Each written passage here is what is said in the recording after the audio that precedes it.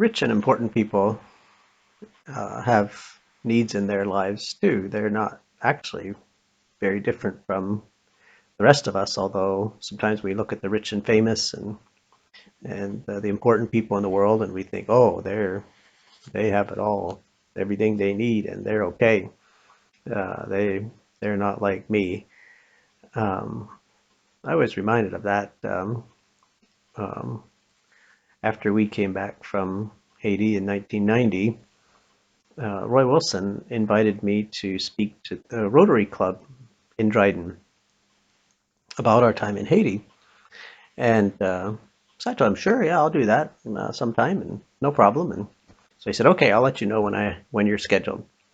So a number of months went by, and I had kind of forgotten about it. And then one day, Roy told me, okay, you're scheduled next month. This is the date that you're scheduled to speak at the Rotary Club. And okay. And then I started to think about it. It got closer, and I was thinking, I don't want to speak to the Rotary Club. Why would I want to speak to the Rotary Club? Like, that's the manager at the paper mill and the people who are the bank managers and all the wealthy people in town, important people, and I don't really. Why did I agree to speak to the Rotary Club? Um, and one of the other things that was interesting about the Rotary Club was that the president of the Rotary Club that year was Canon Rolls. Canon Rolls was the Anglican minister in Dryden at the time, and he was a very unique person. Um, Canon Rolls uh, was big. He was a large man. He was loud. He had a lot to say, and he kind of had a view about Mennonites. Um, for example, one time Lester Weilers had were on staff at Beaver Lake, and they had a new baby, and so Edith and I and another family or two, we wound up at the hospital to visit Lester's new baby. So we were at the nursery and looking through the glass at the window at their new baby and talking about the baby. And Reverend Rolls came in.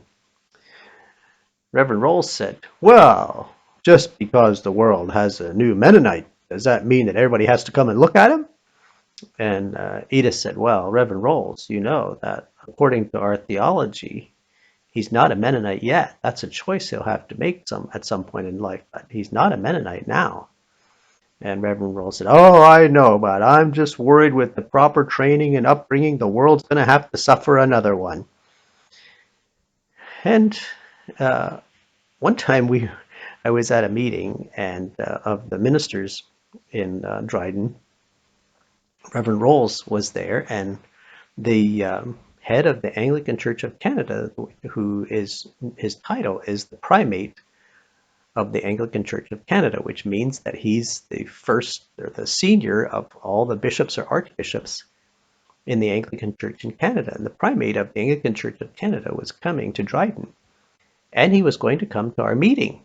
And so we were getting on with our meeting, and then uh, the primate arrived, and he was walking up the walkway toward the house where we were meeting. And just before he got to the door, Reverend Rolls said to all of us, he said, "Now you know, just because he's called the primate of the Anglican Church of Canada doesn't mean that he swings from trees."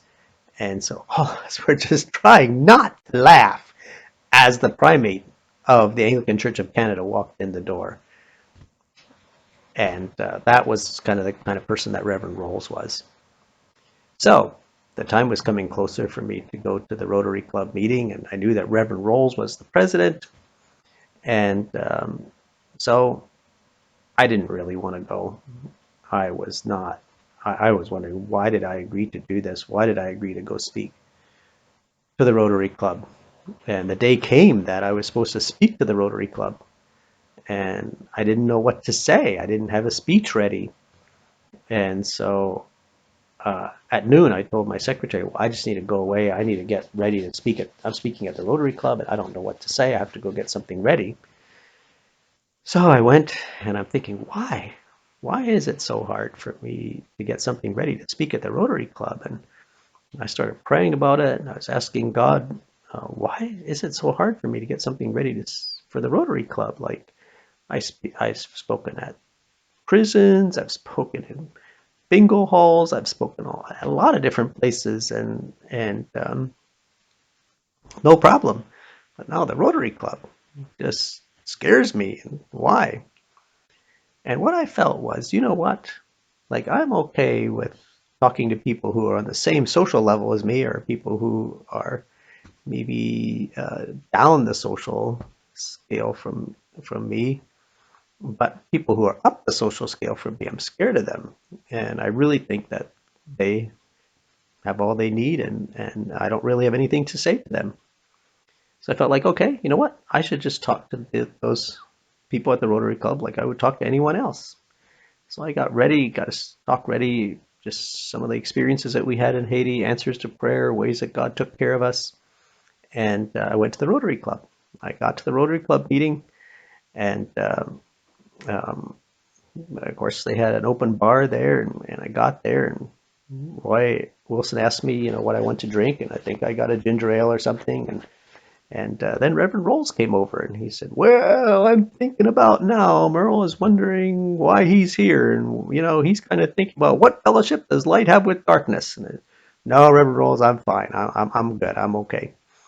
And I was. Well, of course, as a speaker, I sat at the head table uh, between Roy Wilson and Reverend Rolls.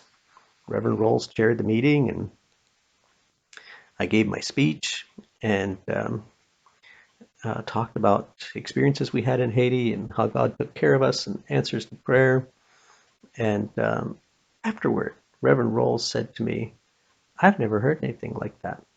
I've never heard anybody um, with experiences like that. And, as I went about my business over the next few weeks, the bank manager, a few other owners of businesses, I would get in their business and they would call me and they would say, "Come back to my office. I want to talk to you." And we would talk about things that had happened and things that I had spoken about at the Rotary Club. And you know what I learned? People might be rich, they might be powerful, they might be influential people in a town, but they're people and they have needs and desires just like anyone else, and they're not somebody to be afraid of.